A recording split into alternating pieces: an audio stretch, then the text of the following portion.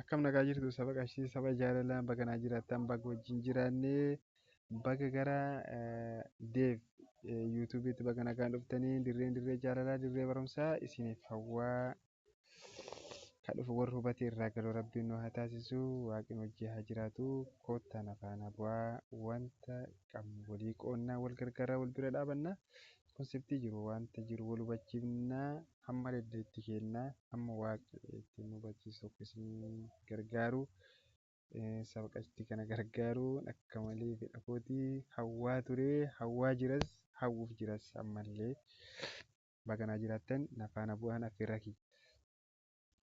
Osoo kana jalan qabeen saabjektii kana saabjektiin kun ikoonomisii kutaa 9ffaatii gireed 9 chaaptar 1 asumaan jalqabna nafaana bu'aadha. Mee fakkeenyaaf jalqaba yoo jennu at the end of section student will be able to define the economies. Yeroo xumura kana keessatti maal qabanna? Ikoonomisii hiikkaa isaa maali waan jedhama hubanna. Ikoonomisii hiikkaa isaa xumura isaa kanarra maal hubanna? Yoo gaafa fakkeenyaaf peejii kana fidnee yookiin boqonnaa kana fidnee hiikkaa ikoonomisii salphuma teennee ikoonomii jechuun maal jennee ibsuu ni dandeenya jechuudha. Ibsannaa jiru ikoonomisii jechuun ammoo amala isaa yookiin uumama isaa naacharii isaa hin hubannaa jechuudha. What economisii what come to your mind when you hear to the economy? Maaltu sitti dhagama yoo fakkeenyaaf ikoonomisii kana dhageetu maaltu waan akkamii sitti dhagama? Nama kanama tokkotti maaltu sitti dhagama jettee yaadda fakkeenyaaf yoo ikoonomisii hin jedhanu maaltu sitti dhagama? Yeroo jalqabaatii fi kun ammoo gaafii kennaa garuu gaafa boqonnaa kana xumurree salphumatti gadi jettee shakashatta dhugaasiin jedhee kun ikoonomii kana hiikkaa isaa amala isaa naachuraalii isaa akka kaayyoo isaa maaliif akka inni dhufe yoom akka inni ta'e jecha kamirraa akka dhufe yoo ikoonomii maal akkasitti dhaman gaafa xumurtu boqonnaa kana wanta hundi ifa sii ta'a saabjektii ajaa'ibaati kootin afaan hin hubatta abbo ishee. Definition of economics, the term economics originally derived from the what? Ancient Greek word. Ancient jechi economy jedhu kuni jecha Greek durii irraa economia irraa dhufe jecha Greek durii ta'e economia ka jedhu dhufe. Economia jechuun ammoo management of family jechuudha. Bulchiisa maatii jechuudha. Yookiin household jechuudha. Household jechuun maatii tokko kan mana tokko keessa jiraatan kan garweedha. Maatiin kun murtee wal faana kan kennan murtee wal faana jechuun addaan kan ba'an murtee wal faana kennan jechuudha. Murtee tana fakkeenyaaf gisee jennu fakkeenyaaf maatiin tokko yaada bal'aa sirraa household irraa kan sii qabu fakkeenyaaf maatiin tokko qamadii facaasee galche qamadii galche kana irratti qamadii kana hin gurgura jedhee maatiin kun wal faana ta'a qamadii kana gurgura. Egaa gurgurii ammoo booda maal godhaa? Product wayii bitata yookiin wantoota isaaf barbaachisan production wayii bitata laali. As keessatti murteen wal faana jira. Qamadii kana fuudheen gurgurata. Qamadii gurgurata kan maaliin bitata? Product yookiin uffata yookiin meeshaa garaagaraa kan mana keessa barbaachisu kan ofii danda'e oomishni sanii maal godhata? Bitata. Jechuun kiyyaa faamilii mana tokkoo kan murtee wal faana kennan jechuudha. Gaafa maal ibsinu? Gaafa ikoonomiyaa ibsinu jechuudha. This reveals that subject of economy was first studied in the ancient Greek. Ancient Greek keessatti yeroo jalqabaatti kan emerged yookiin kan itti argame. Akkasuma economy is a branch of what? Branch of it is a branch of what? It is a branch of social science not natural science. Akkasuma economiin kun waa'ee damee soshaalii yookiin hawaasummaati kan qo'atu waa'ee uumamaa osoo hin ta'in waa'ee hawaasaa amala hawaasaa beefirii hawaasaa kana rakkoolee hawaasaa kan qo'atu malee waa'ee uumama lafaa uumama addunyaa kanaatii miti kan qo'atu rakkoolee hawaasaati. Economy is important discipline. This promote economy is recently increasing in recent years. Response to worldwide economic problem. Economiin kun waa'ee qajeelfama ture qajeelfama maalidha? Rakkoolee addunyaatti adda baafannuun rakkooleen kun rakkoolee akkamii? Rakkoolee akka hiyyummaa, poverty jechuudha. Unemployment hojii dhabdummaa, inflation qaala'insa jireenyaa, recession gadi bu'iinsa dinagdee hamaa yookiin fluctuation of the economy jechuun olii gadi ka'uu yeroo tokko ol ka'uu yeroo tokko gadi bu'uu economy kun ammoo maali? Rakkoolee addunyaati yookiin population exploitation jechuun humnaa ol baay'atu maaliiti? Humnaa ol baay'atu uummata hamma yaadame ol jechuudha. Fakkeenyaaf gaafa uummanni babal'ataa deemee qabeenyi jiru limitiidha yookiin qabeenyi jiru fakkeenyaaf fichaa yookiin injiraamoti lafa hektaara tokko qabda yoo ta'e uummanni maatiin sun yoo achirratti callitti ka dabaltu taate yookiin maatiin sun callitti over population gaafa isiin taate lafti sun hin guddatu hammuma sana. Hamma jiru sana yoo uummanni dabalaa deeme boruuf wanta sarbaaf ittiin godhuyyuu gaafii keessa galchuu danda'a. Ikoonomii ammoo waa'ee maalii qo'ata? Waa'ee warra kanaa qo'ata. Waa'ee eenyufaa? Hiyyummaa, hojii dhabdummaa, infileeshinii yookiin qaala'insa jireenyaatii fi riseeshinii waa'ee fluctuation of economy and the boom and down of the economy jechuudha. Warra kana kan qo'atudha. Akkasuma understand the fine solution. Isa qofa kana understand gochuu qofaa miti. Isa understand godhe kanaaf maal godhu fine solution yookiin rakkoo furmaata waaraa wayii barbaadu rakkoo tanaaf. Fine solution to such a problem dha. The definition of economy is has developed through the time yeroo garaatti develop ta'aa deeme yookiin guddachaa itti dhufe. Economist theory yookiin yaadamee economy jedhamu kun advance over time yeroodhaa gara yerootti maal ta'a guddachaa dhufe. Team have generally graduating in the field jira. Fiildonni garaagaraa kan related subject kana waliin ta'an. Akkam there is not complete definition of economy yet. Akka ammaan dhanaatti jedha. Economy kanaaf hiikkaan dhaabbataa isaaf kenname hin jiru. The definition essentially garuu hiikkaan irra caalaa kan jedhamee yaadamee jira. Fakkeenyaaf intermii garaagaraatiin fakkeenyaaf wealthiidhaaf warroonni kennamee jira. Fakkeenyaaf qabeenyi jiru tokko irratti ammaan life holdii yookiin welfare definition irratti akkasuma scarcity resource jiru irratti jechuudha. Yookiin scarcity resource yoo jennu fakkeenyaaf qabeenyi tokko limitedidha jechuudha. Hanqina jechuun scarcity resource jechuun hanqina jechuudha. Based on above consideration akkuma asiin olitti ilaalametti economy can be defined as the following. Akkasitti ibsamaa jechuudha. Economy is a branch of social sciences that study the efficient allocation of scarce resources so attain the maximum fulfillment of economy jechuun maal jechuudha? Economisiin damee sooshaal saayinsii hawaasaa yoo ta'u kan nu qo'atu maali? Allocate gochuudha. Allocation of scarce resources hanqina qabeenya jiru ramaduu jechuudha. Ramaduun sun maaliif fayyada? Humanni diini unlimitedidha yookiin fedhiin namaa daangaa hin qabu. Fedhii namaa akka daangaa hin qabne kana qabeenya daangaa qabu kanarratti wal simsiisuu maksimaam gochuu jechuudha. Guddisanii sadarkaa inni barbaadu yookiin sadarkaa fedhiin namaa barbaadu kanarratti geessisuu jechuudha. Saayinsiin asirratti ikoonomisiin bifa saayinsii fi bifa aartiitiin kan laallu jira. Fakkeenyaaf economy study fakkeenyaaf bifa saayinsiitiin gisee ilaallu economy study how people choose scarce or limited productive resource yookiin economic resource warri jennu economic resource warri jennuun afur jira. Economic resource jechuudha. Fakkeenyaaf laandii lafa jechuudha. Laaborii humna namaa kan hojiidhaaf qophaa'u humna namaa jechuudha. Equipmentii meeshaalee garaagaraa kan teknooloojiidha. Interprenerii abbaa ogeessa yookiin manaajimentii hojii tokkoo kan manaajitti godhee bulchuu danda'u kaapitaala wayiitii jira. Inni kun economic production economic resource jedhama. Isa kana choose gochuu qabeenya hanqina qabu kana choose use how to choose use scarce resource productivity jennaan jechuudha. Fakkeenyaaf economic resource about scarce resource dha. Yookiin kan inni qo'atu waa'ee hanqina qabeenyaati. Hanqina qabeenyaa qofa qo'ata study about the allocation of resources ramaddii hanqina qabeenyaati. Lammaffaa allocation resources should be efficiency. Hanqina qabeenyaa kan gisee allocate yookiin ramaduu efficiencyidhaan ramaduu qabdaa'edha. Sadaffaan ammoo humanis unlimited fedhiin namaa daangaa hin qabdu. Qabeenya ammoo daangaa qaba. Qabeenya daangaa qabu kana fedhii namaatti daangaa hin qabne kana allocate yookiin ramaddee qabeenya kan ramaddee fedhii namaatti daangaa hin qabne kana sadarkaa guddaadhaan maaksimaa fedhii isaanii wal simsiisuu jechuudha.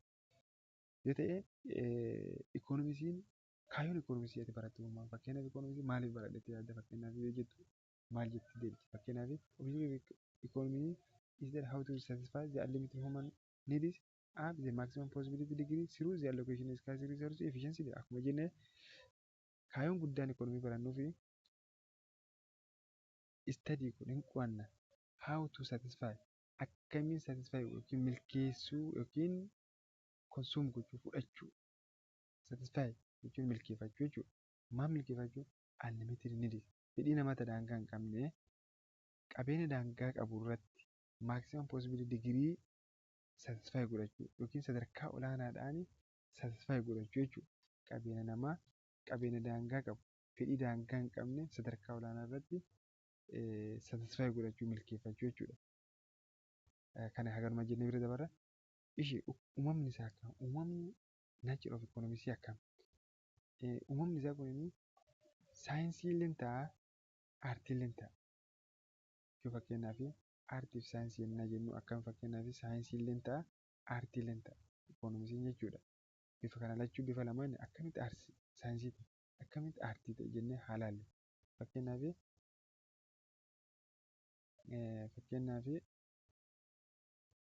gisee fakkeenya bifa saayinsiitiin ilaallee saayinsii produce systematic and organized body of knowledge dha. Saayinsii waa'ee maalii qo'ata? Produce systematic sirnaan ittiin produce oomisha ittiin qindeessan. Maal ittiin qindeessan? Beekumsa ittiin qindeessan. Beekumsa maali? Beekumsa cause and effect galtee fi bu'aa jechuudha ittiin qindeessanidha. Kanaaf saayinsii ta'e. This knowledge can be regarded as what knowledge of what is in economy. Several factors are systematically collected, classified, analyzed, and interpreted to market production about the future. About the future. Maal jedhe? Beekumsi kan giddu galeessu godhatu maaltu ta'ii kan jedhu what is. Fakkeenyaaf gisee waa'ee saayinsii economics saayinsii qo'atu economic problem jira. Fakkeenyaaf yoo jennu fakkeenyaaf unemployment jira. Unemployment yookiin inflation jira. Inflation kanaaf yookiin unemployment kanaaf jalqaba ka'umsi maal?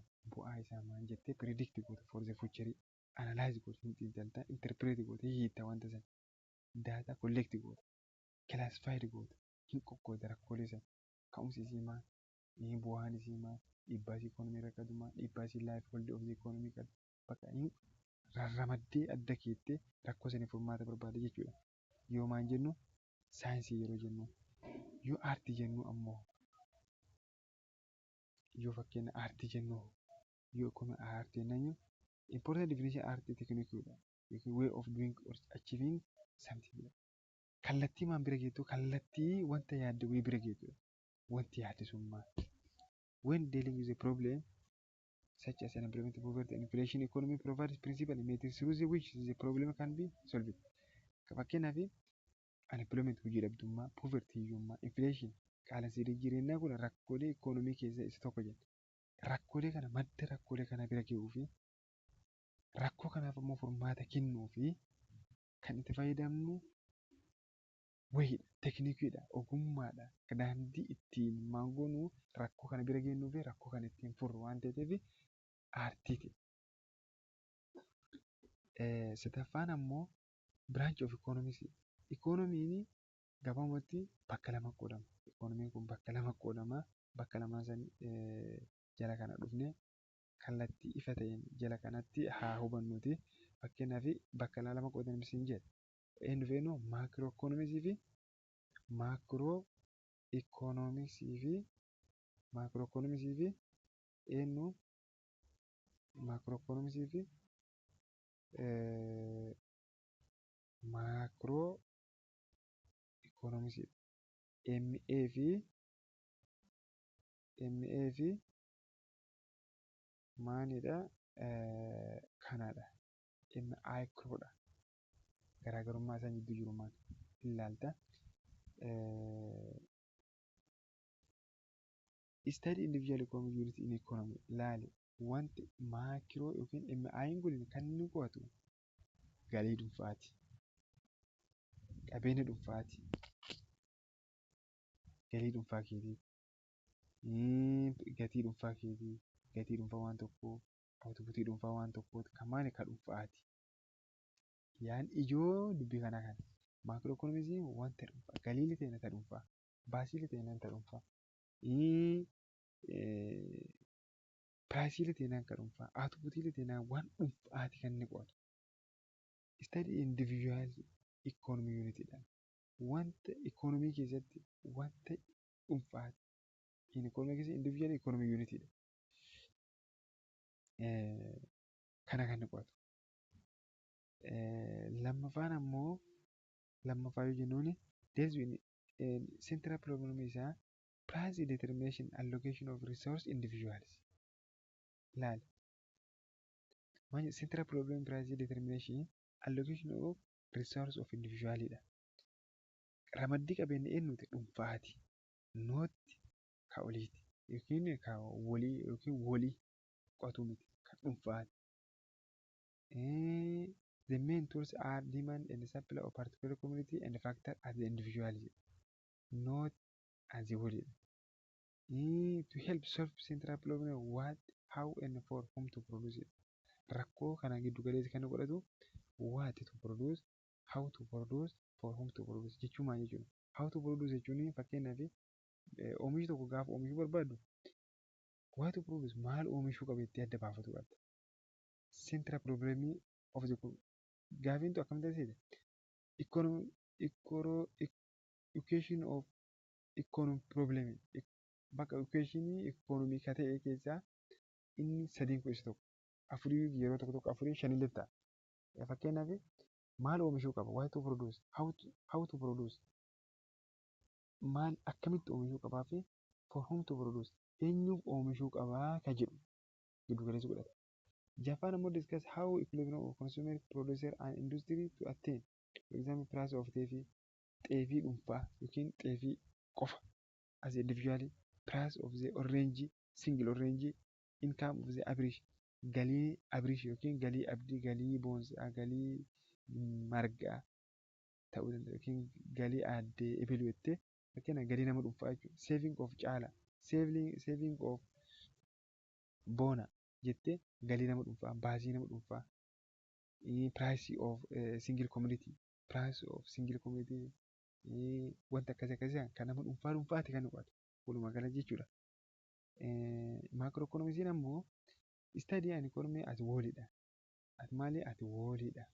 Jechuun jennuun kan waliigalaa jechuudha. Waa'ee galii waliigalaa, baasii waliigalaa, inkaamii waliigalaa, piraayisii waliigalaa wanta akkasii kan qo'atudha. Deal with national income and output and general price level dha. Laal deal with national income galii biyyaalessaati. Kan nama dhuunfaa osoo hin ta'in maali? Ka biyyaalessaati. Not individual output dha. Output and general price level. General price level does not specific or community price level. It is general price level. Yoo fakkeenyaaf kana bira dhunne maali? Laal yoo kana bira dhunne it is what? Individual dha. These are individual dha. Kun ammoo maali? As a whole at aggregate walitti qabama. Yookiin waan walii galaa tokko kan qo'atu. National income galii biyyaa. Kun ammoo maali? Galii nama dhuunfaati. Piraayisii nama dhuunfaati jechuudha.